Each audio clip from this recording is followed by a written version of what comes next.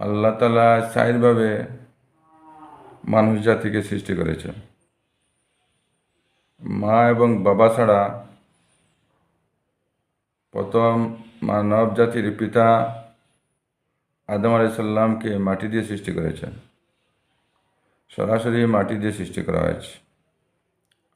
2 নম্বর, মা ছাড়া হযরত হাওয়া আলাইহিস সালামকে হযরত আদম আলাইহিস সালামের হাড্ডি থেকে সৃষ্টি করা হয়েছে। 3 নম্বর, হযরত ঈসা আলাইহিস সালামকে বাবা ছাড়া সৃষ্টি করা হয়েছে। তার মা হযরত মরিয়ম আলাইহিস সালামকে গর্ভে উনি আসলেন। জিবরাইল আলাইহিস সালাম আল্লাহ তাআলা জিবরাইলের মারফত ফু দিলেন, আর সেই ফুর বরকতে হযরত ঈসা আলাইহিস সালাম তার মা হযরত মরিয়ম আলাইহিস সালামের গর্ভে আসলেন, তারপরে দুনিয়াতে উনি আসলেন। 4 নম্বর, আমরা হযরত আদম আলাইহিস সালামের সিলসিলা ধরে আমাদের মা এবং বাবার দ্বারা আল্লাহ তাআলা আমাদেরকে সৃষ্টি করা হয়েছে। প্রথম মা বাবা ছাড়া আদম আলাইহিস সালামকে সৃষ্টি করা হয়েছে। তারপর মা ছাড়া হযরত হাওয়া আলাইহিস সালামকে সৃষ্টি করা হয়েছে। তারপর বাবা ছাড়া হযরত ঈসা আলাইহিস সালামকে সৃষ্টি করা হয়েছে। তারপর আমাদেরকে মা এবং বাবার মারফত আমাদেরকে সৃষ্টি করা হয়েছে। মা এবং বাবার মারফত আমাদেরকে আল্লাহ তাআলা সৃষ্টি করেছেন। একদিকে আমাদের আদি পিতা আদম আলাইহিস সালাম সরাসরি মাটির, তাই আমাদেরকেও মাটির সৃষ্টি বলা হয়েছে। আর দুসরা, যে মাটি থেকে ফসল জন্মে সেই ফসল আমাদের মা বাবা খেয়েছেন, আর তার থেকে বীর্য ধরেছে, তার থেকে আমাদের জন্ম হয়েছে। সেই হিসাবে মাটির মানুষ আমাদেরকে ধরা হয়েছে। দেখেন, আমাদের মাটির মানুষ, আমরা মাটির ফসল খাইতে হয়, কিন্তু আমাদের কাছে 2টা জিনিস আছে। একটা তো আমাদের শরীর, জিসমানি শরীর, আর একটা রুহানি শরীর, রূহ। একটা রূহ আছে আমাদের, সেই রূহ কিন্তু মাটির নয়, সেই রূহ নূর। আমাদের মাটির জিসিম রে মাটির খোরাক খেতে হয়, মাটির জিসিম, মাটির ফসল, মাটির থেকে উৎপন্ন যে ফসল হয় সেই ফসল খেতে হয়। যদি আমরা সেই ফসল খাই না, তাহলে আমাদের শরীর রোগাক্রান্ত হয়ে যায়, বিমার হয়ে যায়, হালকা হয়ে যাব, অসুস্থ হয়ে যাব। আর ঠিক তদ্রূপ আমাদের রূহ আছে, সেই রূহ কিন্তু মাটির নয়, সে রূহ এলাকে নূর। সেই রূহর খোরাক হইতেছে আল্লাহ তাআলার জিকির।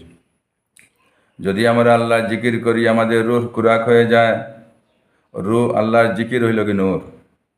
আল্লাহর জিকির আমাদের রূহর খোরাক, রূহর খানি আল্লাহর জিকির, আর আল্লাহর জিকির হইতেছে নূর। দুসরা হইল গিয়া ইমান হইল নূর। ইমান হইল গিয়ে নূর, এই রূহর খোরাক হইল ইমান।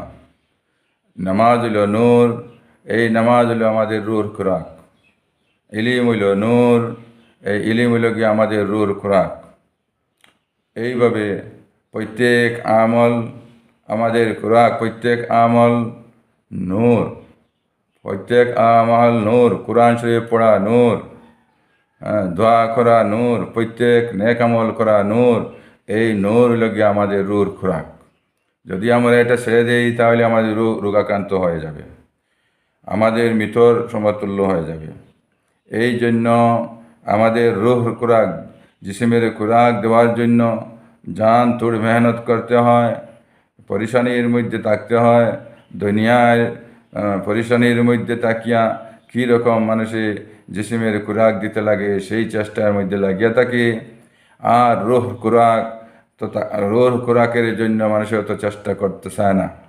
দেখেন, আমাদের রূহর খোরাক হইতেছে ইমান, আমাদের রূহ খোরাক হইতেছে আমাল, আমাদের রূহ খোরাক হইছে নেক আমাল, আমাদের রূহ খোরাক হইছে ইলম, আমাদের রূহ খোরাক হইতেছে জিকির, আমাদের রূহ খোরাক হইতেছে রোজা, আমাদের রূহ খোরাক হইতেছে সদকা, আমাদের রূহ খোরাক হইতে গিয়া যাবতীয় নেক আমল, সমস্ত আমাদের রূহ খোরাক। তাই আমরা রূহ খোরাক এইটাকে আমরা মজবুত আকারে করার চেষ্টা করি, আমাদের রূহকে পুরা তাজা রাখার চেষ্টা করি, আমাদের রূহকে সুস্থ রাখার চেষ্টা করি। আমাদের রূহ নূর আর সমস্ত নেক আমল নূর। যদি আমরা নূরকে বাড়াইতে চাই তাহলে আল্লাহ তালার কাছে গিয়ে আমরা হাজিরা যখন দিব, তখন আল্লাহ তালা আমাদের উপর রাজিয়া খুশি থাকবেন, আল্লাহর হাবিব সাল্লাল্লাহু আলাইহি ওয়াসাল্লাম আমাদের উপরে রাজিয়া খুশি থাকবেন, আমাদের জান্নাতে যাওয়া আসান হয়ে যাবে। নতুবা রূহ খোরাক যদি দেওয়া হয় না, জিসিমের খোরাক দিয়া যদি জিন্দেগি শেষ করে দেওয়া হয়, তাহলে জাহান্নাম ছাড়ার উপায় নাই। জিসিমের খোরাক দিতে দিতে যদি মানুষের জিন্দেগি শেষ করে দেয় আর রূহ খোরাক যদি না দেয়, তাহলে আখেরাত বরবাদ হয়ে যাবে। মৌতের মধ্যে আযাব আসবে, কবরের মধ্যে আযাব আসবে, কিয়ামতের মধ্যে আযাব আসবে, আখেরাত বরবাদ হবে, আখেরাত জাহান্নাম ছাড়া কিছুই থাকবে না। আর যদি জিসিমের মধ্যে একটু কমি কুতাই হয়ে যায়, রূহ খোরাকের মধ্যে যদি কমি কুতাই না হয়, তাহলে সেই রূহ খোরাক এর কারণে রূহের শান্তশিষ্ট রাখার কারণে, রূহকে খানা দেওয়ার কারণে আল্লাহ তাআলা আমাদেরকে না দুনিয়াতেই শান্তি দিবেন, আখিরাতেই শান্তি দিবেন, মৌতের ঘাটে শান্তি দিবেন, কবরের ঘাটে শান্তি দিবেন, কিয়ামতের ঘাটে শান্তি দিবেন, ফুলসিরাতের ঘাটে শান্তি দিবেন, নবীজির সামনে হাউজে কাউসারের পানি পান করাইবেন, ফুলসিরাত বাদে আরশে সায়াতের জায়গা দিবেন, এরপরে জান্নাত দান করবেন। আর আবাদা জিন্দগি আল্লাহ তাআলা আমাদের উপরে রাজিয়ার খুশি থাকবেন। আর কোনোদিন বেজার হবেন না, আর কোনোদিন অসন্তুষ্ট হবেন না। দুনিয়াতে অসন্তুষ্ট হন, রাজি হন, কিন্তু সেখানে আর অসন্তুষ্ট হবে না যদি আমরা রূহ খোরাক পুরাপুরি দিতে পারি। তাই আমরা রূহ খোরাক দেওয়ার জন্য আমরা চেষ্টা করি ইনশাআল্লাহ।